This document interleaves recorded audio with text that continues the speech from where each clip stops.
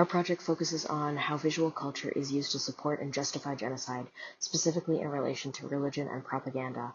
Visual representations shape narratives of genocide.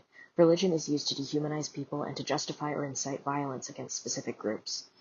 We will examine the Holocaust, Israel's actions in Gaza, the Cambodian genocide, and current genocide warnings issued regarding anti-transgender rhetoric in the United States, through the lens of discussing the crucial role of visual culture in creating and sustaining genocidal violence. We will particularly discuss propaganda and the way visual culture is used to support the actions and stances of those in power, particularly those actions and stances that lead to or are part of genocide. To quote Joseph Goebbels, the Nazi minister of propaganda, propaganda is the convincing of a group of people of an idea so sincere and vital that they have no choice in whether to believe it. That's exactly how the Nazis used visuals. Movies, posters, newspapers, even cereal boxes, to control how people saw the world, especially how they saw Jewish people. Their goal was to use visual propaganda to shape a narrative of religious persecution, turning Jewish identity into something dangerous, something less human. Once people believed that, violence became easier to justify. After Germany's defeat in World War I, the country was full of resentment. The Nazis used that moment to reframe the loss as a reason to reclaim power and pride. Films like The Eternal Jew portrayed Jewish people as greedy parasites. Newspapers like Der Stürmer printed racist cartoons that reinforced those same harmful stereotypes. At the same time, films like The Triumph of Will glorified Hitler as a savior, someone who would restore Germany's greatness. These images made people feel proud and helped them look past the regime's violence. Propaganda also helped cover up the truth. When the Red Cross came in to inspect a Jewish ghetto, the Nazis cleaned it up, staged concerts, and even filmed people smiling. Then once the inspectors left, they sent many of those same people to Auschwitz. That's how propaganda wasn't just used to justify crimes, it was used to hide them. Other countries used propaganda as well, like Canada, which made short films to boost morale and national unity. But what made Nazi propaganda so dangerous was how it used emotion, religion, and fear to encourage real-world violence.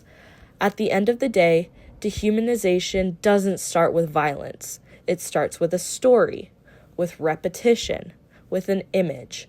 And when we stop questioning what we see, it becomes easy to believe just about anything.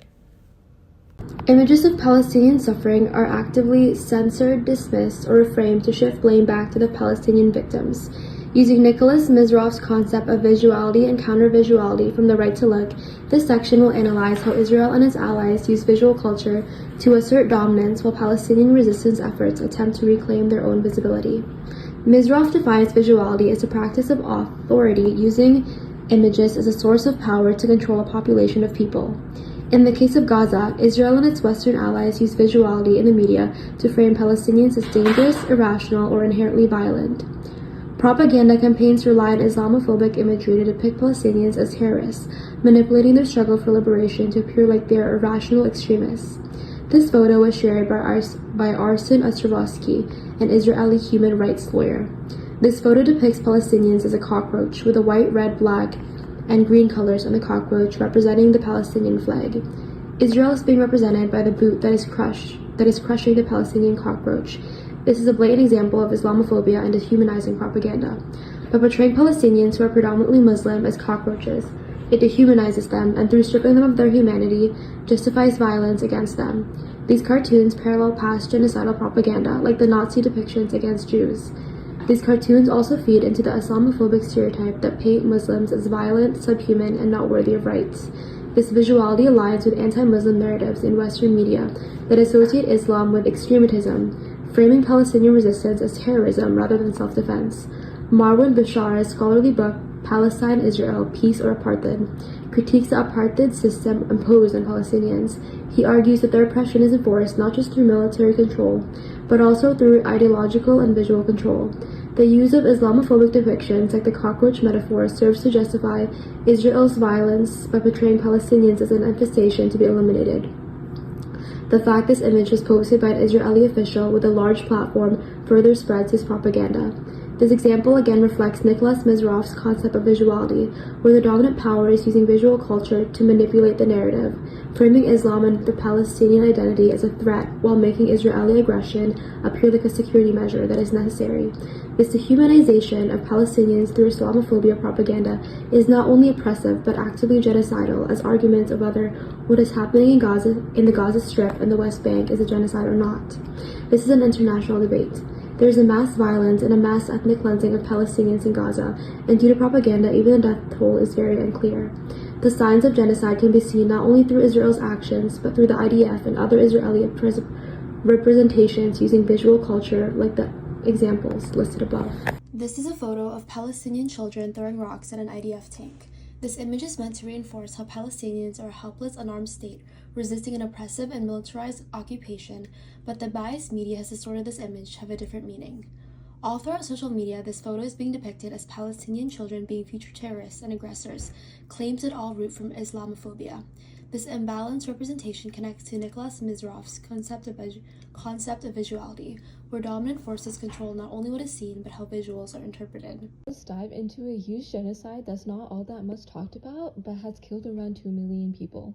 I'll be discussing about the Cambodian genocide, which took place between 1975 and 1979. The Khmer Rouge, also known as the Communist Party of Cambodia, came into power in the midst of the Cold War. They wanted to create a place where religion, self-identity, and culture did not exist. And as soon as they went into power on April 17 of 1975, they started carrying out that exact vision. 2 million people from the capital city of Phnom Penh were forced to work as agricultural laborers at gunpoint. Death, torture, and incarceration were to find those who associated in any way to the previous government, religion, or education system. 189 prisons established by the Khmer Rouge served as facto execution sites. Only 14,000 of the 17,000 inmates that the Khmer Rouge detained at these prison centers were known to have survived. As you can see in the first image, this is a piece of Khmer Rouge propaganda, featuring bold red flags that symbolize the revolution and unity under the regime. Posters like these were spread throughout Cambodia to promote loyalty, obedience, and the idea that the Khmer Rouge was bringing strength and purity to the country, while in reality, they were enforcing a violent and oppressive rule. Within Cambodia, the Khmer Rouge used propaganda to justify their brutal policies and maintain strict control over their population. They abolished civil and political rights, private property, money, religious practices, minority language, and even foreign clothing. Between 1.5 and 3 million people died at the hands of the Khmer Rouge, with most estimates agreeing on around 2 million lives cost. Religious and ethnic minorities faced particular persecution. Christian and Buddhist groups were repressed, but the Chan Muslim community was hit the hardest by the genocide. The Khmer Rouge use of propaganda can be broken down into internal and external categories. City dwellers and intellectuals were labeled as quote-unquote impure, supposedly corrupted by outside influences. The Khmer Rouge used disturbing metaphors, referring to these perceived enemies as quote-unquote ugly microbes that were rotting us from within, and they claimed they needed to be entirely cut and uprooted. They also established re-education schools where state propaganda was drilled into people to reinforce the regime's extreme ideologies. They even ordered the destruction of books and knowledge that are in line with their beliefs. In this second image, we see Khmer Rouge soldiers triumphantly entering Phnom Penh in April 17, 1975. People initially celebrated their arrival, not realizing that this moment marked the beginning of one of the darkest periods in Cambodian history. What followed this scene of celebration was forced evacuations, mass executions, and imaginable suffering. Outside Cambodia, the regime worked hard to deny what was really happening. Some Western academic and intellectuals at first denied or downplayed reports of the atrocities, dismissing them as quote-unquote tales told by refugees. or US propaganda during the Cold War. But as we know now, these were not just stories, they were terrifying truths that exposed the horrors of the Khmer Rouge regime, leaving lasting scars on Cambodia and the world. I have chosen to focus on the erasure of transgender people under the Trump administration in the United States of America in 2025. While there is not currently an active genocide in the sense of mass killing, the Lemkin Institute for Genocide Prevention and Human Security has issued 2 red flag warnings regarding the Trump administration's treatment of the transgender community in the United States. It also bears mentioning that the UN's definition of genocide is limited to a specific set of actions taken against, quote, a national, ethnical, racial, or religious group, meaning that actions that would otherwise be considered genocidal in nature may not be considered that way if they are taken against a group based on gender. It's difficult to find scholarly sources directly discussing this issue because it's so current, but I have done my best to source this as thoroughly as I can, and I believe that it is an important part of this discussion. This is a screenshot from an ad released as part of Donald Trump's presidential campaign in 2024. The ad criticizes Kamala Harris's support of providing gender-affirming care to inmates in U.S. prisons. This is characterized as a waste of taxpayer money and therefore a betrayal of U.S. citizens. The caption, "Kamala's for they, them, not you," positions the transgender community as being directly opposed to the U.S. American public in an us versus them dynamic intended to imply that, quote-unquote, they pose a threat to, quote-unquote, us, as discussed in Chapter 7 of Mirzov's The Right to Look. This caption implies that transgender people are not part of the U.S. American public, but that they are somehow removed from U.S. culture and thus exist as some kind of insurgency on some level. This line of rhetoric allows for persecution and violence towards trans people by characterizing it as a response to the threat they are accused of posing. This is a screenshot of the website for the Stonewall National Monument in New York City. The monument is located at the Stonewall Inn, which in the 1960s was a gay bar. At the time, the law prohibited bars serving alcohol to members of the LGBTQ+ community, which meant that the Stonewall Inn was a target for police raids. One raid in 1969 sparked a series of riots that eventually paved the way for LGBTQ+ rights in the U.S. Some of the main organizers behind that change were transgender women like Marsha P. Johnson and Sylvia Rivera. As you can see, this page has been edited as of February 13th, 2025. If you look at the caption under the photo, you will see the acronym LGB. Here's the same page, February 12th, 2025, accessed via the Wayback Machine. That acronym says LGBTQ+. The entire site was edited February 13th to remove the TQ and plus, standing for transgender, queer, and other identities in the community. This is a blatant act of erasure of the transgender community from the memory of a monument honoring the progress and achievements of that same community. It is part of an attempt to eradicate transgender people by denying them visibility and acknowledgement, claiming that they do not exist. As Mirzov notes in Chapter 5 of The Right to Look, the work of genocide was to make the other permanently invisible. These screenshots are a visual representation of that erasure. Trump's policies regarding the transgender community are connected to right-wing evangelical Christianity. A large part of his presidential campaign had to do with upholding traditional Christian values. The Trump administration's stances on trans people reflect beliefs that gender is the same as biological sex and determined by God, that socially or medically transitioning one's gender is sinful, and that identifying as transgender is immoral, dishonorable, and dangerous. In fact, in an executive order called Eradicating Anti-Christian Bias, there is a section characterizing certain acts in support of trans people as being necessarily anti-Christian. To be clear, there is a wide variety of beliefs within Christianity and a variety of stances on the transgender community.